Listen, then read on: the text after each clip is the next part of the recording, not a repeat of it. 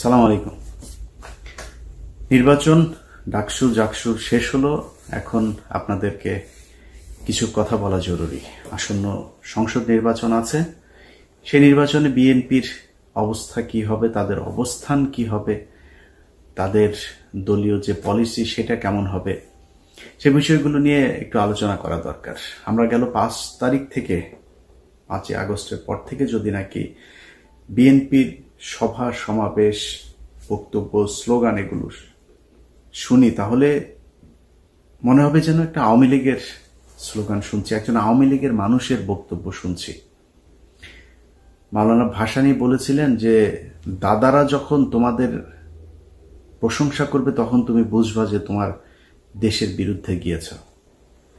আপনাদেরকে আওয়ামী লীগ এই হেরে যাওয়ার পরে আওয়ামী লীগ যে পরিমাণে অনুশোচনা, যে করুণা দেখাচ্ছে আপনাদের প্রতি, এটাতে বোঝা যাচ্ছে যে আপনারা এই দেশের বিরুদ্ধে অবস্থান নিয়েছেন। আমরা এই ডাকসু নির্বাচনে সরাসরি কোনো দলের পক্ষে যেতে চাইনি। ডাকসু নির্বাচনের আগে আপনাদের যে ক্যাম্পেইন, এই গেল 1 মাস ব্যাপী, এই ক্যাম্পেইনে আপনারা একটা জিনিস পরিষ্কার করেছেন যে এই দেশকে আপনারা আবার সেই আওয়ামী লীগের মতো বিভাজনের রাজনীতির দিকে ঠেলে দিতে চান। আমার তো ভাই বিএনপি নাই, জামাত নাই, আমি তো কোনো দল করি না। আমার দল একটা, আমি আগেই বলেছি আমি এন্টি ইন্ডিয়ান। আপনি সেই ইন্ডিয়ানকে যখন, ইন্ডিয়ান ন্যারেটিভকে যখন আপনি প্রতিষ্ঠিত করতে যাবেন, আপনি যেই হন, আমার বাপ হইলেও আমার যায়ও না আসেও না, আমি তার বিরুদ্ধে অবস্থান নেব। যা মন চায় করতে পারেন, মায়েরা ফেলতে পারেন, যা মনে চায় করেন, কোনো সমস্যা নেই। এই যে নির্বাচনে দেখেছেন না, সাদিকের পক্ষে অবস্থান নিয়েছে শেষ পর্যন্ত। বলি, নির্বাচনটা শেষ হওয়ার পরে আজকে 4-5 দিন হইল, সাদিক কায়েম এখন পর্যন্ত 1 মিনিট সময় পায়নি আমার একটা কল দিতে।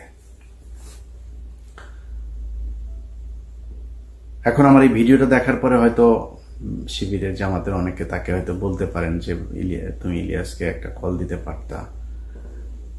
আমার সাদিক কায়েম যেই জায়গায় আছে, যেইটা করছে, আমি এটা পছন্দ করি। সাদিক কায়েমের জন্য আরো দোয়া থাকলো, সাদিক কায়েম আরো অনেক উপরে উঠা যাক। সাদিক কায়েম যেই কাজ করছে আমি তার ওই কাজে কোনো না কোনোভাবে সহায়তাই করব। কিন্তু এই পৃথিবীতে যতদিন বেঁচে থাকবো তার সাথে আমার জীবনে কোনোদিন কথা হবে না। তার দরজা আমার কাছে, আমি বিশাল প্রভাবশালী ক্ষমতাশালী কিছু না, কিন্তু তার দরজা আমার জন্য সারা জীবনের জন্য বন্ধ। আমি জামাতের কাছ থেকে টাকা পয়সা নিয়া, শিবিরের কাছ থেকে টাকা পয়সা নিয়া তারপরে পক্ষে কথা বলিনি। এটা আমার শরীরের, এটা আমার রক্তের মধ্যে। আমি বললাম না যে আমার রক্তের গ্রুপ হচ্ছে ইন্ডিয়া নেগেটিভ। আমার শরীরে আগুন জ্বলতে থাকে এই যে মুক্তিযুদ্ধে পালছাল নিয়ে যখন কিনা কথাবার্তা বলে। এটা ইন্ডিয়া পাকিস্তানের যুদ্ধ, ইন্ডিয়া নিজে স্বীকার করেছে। পাকিস্তানিরা ইন্ডিয়ানদের হাতে লিখে দিয়ে গেছে, আমাদের ওখানে কারোরে থাকতে দেওয়া হয় নাই, তারা জাতীয় সঙ্গীত বানিয়ে দিয়ে গেছে। এই ধনফোন নিয়ে তারপরে আপনি বিশাল ফিরিতি ভালোবাসা ইস্যু করি আমি এই মুক্তিযুদ্ধের মধ্যে। এটা কোনো মুক্তিযুদ্ধ না, এটা ভারত পাকিস্তান যুদ্ধ আমাদের এক দেশ থেকে আরেক দেশের হাতে লিখে দিয়ে গিয়েছে। এই 25-24 যে 5ই আগস্ট, এটা হচ্ছে আমাদের বিজয় দিবস। আবার যদি সেই পিছনে যাইতে চান তাহলে বারবার আপনাদের বিরুদ্ধে অবস্থান নেব। এইখান থেকে বের হয়ে আসতে হবে। আপনারা নির্বাচনগুলো থেকে মনে করেছিলাম শেখার চেষ্টা করছেন। নির্বাচনের পরের আপনাদের বড় বড় নেতাদের কিছু বক্তব্য শুনলাম, শুনে যেটা মনে হলো যে আপনারা সামনের নির্বাচনে, আসন্ন নির্বাচনেও আমাদেরকে ঠেলে দিচ্ছেন জামাতের দিকে। যদি এটা হইতে থাকে, সুস্পষ্টভাবে বলে দিচ্ছি, আমরা ঠিক আবার সেখানে চলে যাব। নির্বাচনে হারলেন, বললেন কারচুপি করা হয়েছে। ভাই, আওয়ামী লীগের মতো ডাকাতি করা সম্ভব এখানে। জোর করে যারে মন চায় তারে ডিক্লেয়ার করে দিবেন, ওই পরে মেকানিজম করবেন, সেটা হইতে পারে। ঢাকা বিশ্ববিদ্যালয় কিংবা বাংলাদেশের কোনো বিশ্ববিদ্যালয়ে ভোট কারচুপি করা সম্ভব না। ডাকাতি করে নিয়ে নিতে পারেন, রেজাল্ট নিয়ে নিতে পারেন, ভোট মানুষ দিবে, যারটা সেই দিবে, এটা ঠেকানো সম্ভব না। ইভেন আওয়ামী লীগের সময় এটা সম্ভব হয়নি। সবাই ভোট দিয়েছে, পরে যায় তাদের মতো করে একটা রেজাল্ট তারা বলে দিয়েছে। এখন কারচুপি করে তারপর আর কথা বলে আপনারা সরে গেলেন। যদি কারচুপি হইতো তাইলে ছাত্র শিবিরের চাইতে ছাত্র দলের বেশি শক্তি, পুলিশের শক্তি এগুলি বেশি না? ওই ব্রাহ্মণবাড়িয়া থানার ওসি তিনি পোস্ট করেছেন ছাত্র দলের পক্ষে ফেসবুকে, একটা ফেসবুক পোস্টে দেখলাম। আপনাদের লোকজন তো বেশি, জামাতের লোকজন তো কম, আপনাদের সাথে পারতো না। আরেকটা হচ্ছে আওয়ামী লীগের লোকজন নাকি, চান্দা আব্বাস ভাই বলেছেন, চান্দা আব্বাস বলে যে আওয়ামী লীগের, ছাত্রলীগের সবাই নাকি শিবিরকে ভোট দিয়েছে। চান্দা আব্বাস ভাই, ছাত্রলীগের লোকজন যদি শিবিরে ভোট দিত তাহলে জগন্নাথ হলের মধ্যে 1200-র উপরে ভোট আবিদ আর মাত্র 10টা ভোট সাদিক পেত না।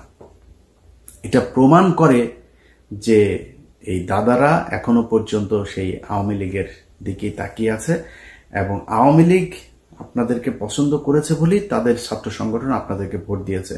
দাদারা এবং ছাত্রলীগের সবার ভোট আপনারা পেয়েছেন। এই যা ভোট আপনারা পেয়েছেন এটা মাত্র ছাত্র দলের সক্রিয় কিছু লোকজন আছে, আর দাদারা আর আওয়ামী লীগ এই ভোটগুলি আপনাদের ভিপি আর জিএস প্রার্থীরা পেয়েছেন। কেন এরকম হইল সেটার জন্য আপনারা এই দুইটা কারণ খুঁজে পেয়েছেন। আসল কারণ সেটা না। 5 তারিখের আগে ছাত্রলীগ এই বিশ্ববিদ্যালয়গুলোতে এমন কিছু নাই যেটা করে নাই, সেই একই কাজ আপনারাও করেন নাই। আপনাদের ছাত্র সংগঠন সেই একই কাজ করেছে যেটা ছাত্রলীগ করত। এই জন্য তো এতগুলো মানুষ মারা যায় নাই। এই দেশের ছাত্র সমাজ, সাধারণ মানুষ আগের রাজনীতি সহ্য করবে না। ছাত্র শিবির কি করেছে? তারা যখন দেখেছে যে তাদের এখানে থাকা সম্ভব না, তারা গুপ্ত রাজনীতি কৌশল বেছে নিয়েছে। তারা সেই হলে থেকেছে, ছাত্রলীগের পাশে থেকে থেকে তারা সেখানকার রাস্তাঘাট, অলি গলি, রাজনীতির ধরন, ছাত্রদের মনোভাব সবকিছু তারা বুঝেছে। বুঝে তারপরে 5 তারিখের পরপর তারা ছাত্রদের জন্য বাস, ছাত্রদের জন্য পানির ট্যাপ, ছাত্রদের আবাসনের সুযোগ সুবিধা, ব্যক্তিগত সমস্যা, পারিবারিক সমস্যা কার কি আছে এই সমস্যা সমাধানের চেষ্টা করেছে। বিভিন্ন জায়গায় গুরুত্বপূর্ণ পদে তাদের লোকজনকে বসানোর চেষ্টা করেছে। আপনাদের ছাত্র সংগঠন কি করেছে জানেন? টিএসসির চায়ের দোকান, শাহবাগের ফুলের দোকান, ওইদিকে নিউ মার্কেটের ফুটপাতের দোকানপাট, এগুলো থেকে চান্দা নেওয়ায় ব্যস্ত ছিল। কে কত খাবে সেটা থেকে। আপনাদের এই ছাত্রদেরকে দেখভালের জন্য আপনাদের যাকে দায়িত্ব দিয়েছেন মহামান্য তারেক রহমান সাহেব, তিনি এবং তিনার পুলিশ কর্মকর্তা স্ত্রী মিলে যে লুটপাট করেছে তারেক রহমান, আপনার সেই আগের আরেক গিয়াসউদ্দিন আল মামুন আপনার আশপাশে অনেকগুলো জড়ো হয়ে গিয়েছে। তার রেজাল্ট আপনারা এই ডাকসুতে পেয়েছেন। এখন যদি আপনারা মনে করেন যে না আমরা তো এই ইয়ে করেছে, কি বলে, কারচুপি আর ইয়ের কারণে আপনারা হেরে গিয়েছেন, এটা যদি মনে করে তারপরে ওইভাবেই যদি সামনের নির্বাচনে যেতে চান তাহলে ভুল করবেন। আপনাদের যে বয়ান এখন আপনারা শুরু করেছেন, আওয়ামী লীগের মতো মুক্তিযুদ্ধ কেন্দ্রিক দুই দিকে বিভক্ত করে তারপরে আপনারা ক্ষমতায় চলে আসবেন, ওই ট্যাবলেট বাংলাদেশের মানুষ আর খাবে না। ভারতের বিরোধিতা করে জিতা যায় না, এটা এতদিন ধরে এই যে এক ন্যারেটিভ আপনারা বলতেন না, এই ন্যারেটিভ বাংলাদেশের আর চলবে না। এটা প্রমাণ হয়ে গিয়েছে ডাকসুতে। সরাসরি ভারতের বিরুদ্ধে অবস্থান নিয়ে আমরা বলেই দিয়েছি। পাকিস্তানের প্রার্থী বলেছে আমি সাদিক কায়েমকে, খুব খারাপ লাগে, খুব কষ্ট লাগে। পাকিস্তানি স্বীকার করলো, অনেকে এটা নিয়ে আবার ওনাদের গ্রুপে ওনাদের ভেতরে আবার খুব করে কত সাহস, কত কিছু বললো। আমাদের মা বোনেদের 2 লক্ষ মা বোনকে তোর মারে পাকিস্তানিরা লাগিয়েছে রে, তোর মারে আন ইয়ে টেস্ট আন, তোর কোন কোন মাকে বোনকে কার কার আওয়ামী লীগের কার কার মা বোনরে ধরে নিয়ে তারপরে ই করছে নিয়ে আয়। বাট তারপরে তর্কের খাতিরে ই করি বাঁচার জন্য। এখন আমি যদি বলি যে পাকিস্তানের মিলিটারিরা আমাদের মা বোনদেরকে ধর্ষণ করেছে, ধর্ষণ এই কথা যদি বলি তাহলে তো বাংলাদেশের সব জারজ। আমি তো এটা বলবো না, আমি এটা বিশ্বাসও করি না, আমি এটা জানিও না। তারপরেও কি বলি? জিতার জন্য বলি আমার বাবা, আমার দাদা, আমার পূর্বপুরুষ সবাই রাজাকার ছিল। আমার বাবা দাদা চাচারা মিলে তোদের মা বোনদেরকে পাকিস্তানের ক্যাম্পে দিয়ে এসেছে, তোদের মা বোনদেরকে জিনিস প্রোটেকশন ছাড়া তারপর লাগিয়েছে, তোরা পয়দা হুয়া। এটা তো লস আছে, বলেন লস আছে? আমার বাপ রাজাকার থাকলে আমার ঘরে তো পাকিস্তানি আসে নাই, আমার বাপ তো আমার মারে নিয়ে দিয়ে আসবে না, তোর মারে নিয়ে দিয়ে আসে, তোদের মাদেরকে নিয়ে দিয়ে এসছে। লাভজনক যেটা সেটা তো বলবে, লাভ কে না বুঝে। আমি লাভজনক জায়গায় আছি, এই কারণে মাঝে মধ্যে বলি খুব খারাপ লাগে, আরে বাবা পাকিস্তানি, আরে বেটা পাকিস্তানি, তুই যে মানুষের যে পাকিস্তানি রাজাকার বলিস, পাকিস্তানে যায় নাই কোনোদিন। পাকিস্তানের রাজাকার যাদের বলিস তারা যায় নাই, তোদের হিন্দুস্তানের রাজাকাররা সব এখন দেখ হিন্দুস্তানে আছে, সব ওইখানে গিয়ে আছে। সমস্যা হইলেই দৌড় দিয়া তোরা ওইখানে যাস সারা জীবন। তোরা হচ্ছে দাদাদের পয়দা। এই দাদারা তোদেরকে বর্ডারের ওই পারে গিয়েছিলি, তারপর ওইখানে যাওয়ার পরে তোদেরকে প্রোডাকশন দিয়ে দিয়েছে, এখনো তোরা সেই রক্তের টান ভুলতে পারিস না। তো এই দাদাদের যেই রক্তের টানে যারা এই দেশে রাজনীতি করে তাদের সংখ্যা কিন্তু কম, খুব কম সংখ্যক লোকজন এই আপনাদেরকে ভোট দিতে পারবে, যাদের ভোট আপনারা নিতে চাচ্ছেন। এর বাইরে কিন্তু আর কারো ভোট পাবেন না। অতএব ওই ন্যারেটিভ থেকে আপনাকে বের হয়ে আসতে হবে।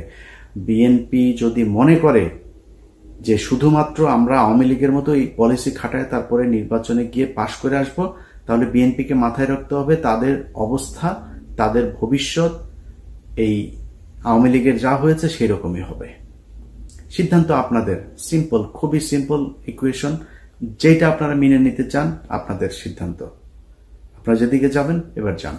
আমরা বাংলাদেশের মানুষ, আমরা যারা কিনা এই মুক্তিযুদ্ধের এইসব এই বয়ান টয়ান এগুলোর ব্যাপারে যাদের অ্যালার্জি আছে আমাদের, আমরা আপনাদের এই মুক্তিযুদ্ধ নিয়ে খুব কাজ করতে চাই।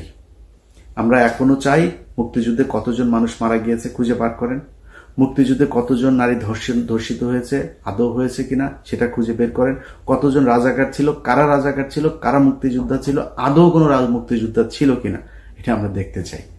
ভারত আসলো, আসিয়া তারপরে আপনাদেরকে 13 দিনে যুদ্ধ করে দেশ দখল করে নিয়ে তারপরে আপনাদেরকে বললো এই নাও তোমরা স্বাধীন হয়েছ, আর তোমরা স্বাধীন হয়ে গেল। কিসের বালের স্বাধীনতা? এটার নাম স্বাধীনতা? একজন রাজনীতিবিদকে উঠায় নিয়ে চলে যায়, ট্রাইব্যুনালে সাক্ষী দিতে এসে সাক্ষীরে উঠায় নিয়ে চলে যায় ইন্ডিয়াতে, গুম করা হয়, খুন করা হয়, ভারতীয় বাহিনী সরাসরি এসে এই দেশে কিলিং করে দেওয়া যায়। এটার নাম বালের স্বাধীনতা রে। এরকম স্বাধীনতায় হিসু করি। তোদের কাছে এটা স্বাধীনতা মনে হইতে পারে, কারণ তোরা তো তোদের তো পয়দা করে দিছে, তোদের মাদেরকে লাগায় তারপরে তোদের পয়দা করে দিছে, এই জন্য তোরা মনে করিস তোদের জন্য ওইটাই তোদের দেশ। আমার দেশ তো ওইটা না, আমি পাকিস্তানিও না, হিন্দুস্তানিও না, আমি বাংলাদেশ চাই। যেই কারণে বাংলাদেশের পক্ষে কথা বললি। কোনো দেশের, আমার যদি এখন কোনো সমস্যা হয়, জাপানের সাথে আমেরিকার সমস্যা ছিল না, জাপানের সাথে এখন সবচাইতে মিত্র দেশ হয়েছে জাপান। আর পাকিস্তানের সাথে আমার সমস্যা ছিল, পাকিস্তানের সাথে আমরা আলাদা হয়ে গিয়েছি। পাকিস্তানের কাছ থেকে আমার এখন সুবিধা পেলে আমি নিব, পাকিস্তান আমার কাছ থেকে সুবিধা পাইলে নিবে। পাকিস্তান আর বাংলাদেশ দুই দেশের মানুষ মিলেও যদি কান্নাকাটি করে তাও কোনোদিন এই দুই দেশ এক হবে না। এরা কথায় কথায় পাকিস্তানি, এসব গাঁজাখুরি আলাপ বন্ধ করতে হবে।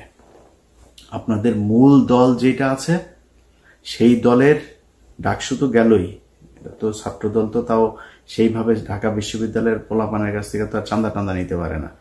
কিন্তু জাতীয় নির্বাচনে আপনাদের মূল বয়স্ক শয়তান যেগুলো আছে সেগুলো তো ইয়েতে যাবে, ওই নির্বাচনে অংশ নিবে।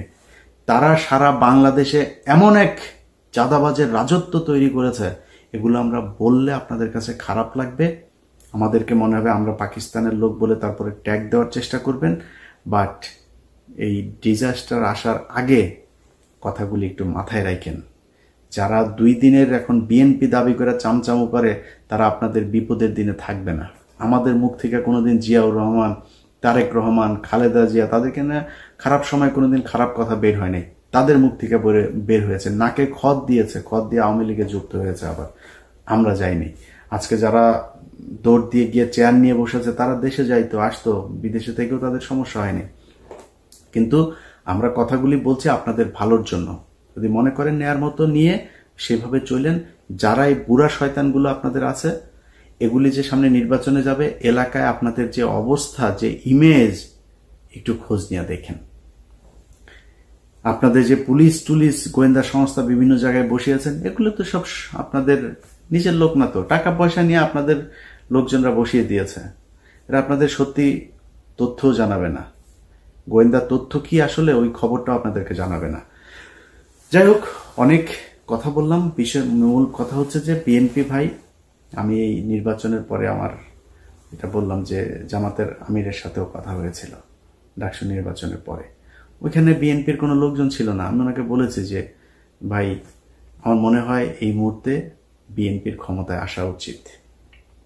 আমি ডাকসুতে আপনাদের পাশে ছিলাম, কিন্তু আমি জাতীয় নির্বাচনে আমি এখনো চাই বিএনপি ক্ষমতায় আসুক। কারণ এই যে একটা যেই সময়টা যাচ্ছে, এই সময়টাতে আন্তর্জাতিক বিশ্ব যেন আমাদেরকে ইসলামী কোনো ট্যাগ দিতে না পারে, এটার জন্য আমাদেরকে ইতে আসা উচিত। বিএনপির ক্ষমতায় আসুক। বিএনপি ভুলভাল করবে, 5 বছর পরে তারপর জামাত ক্ষমতায় আসুক।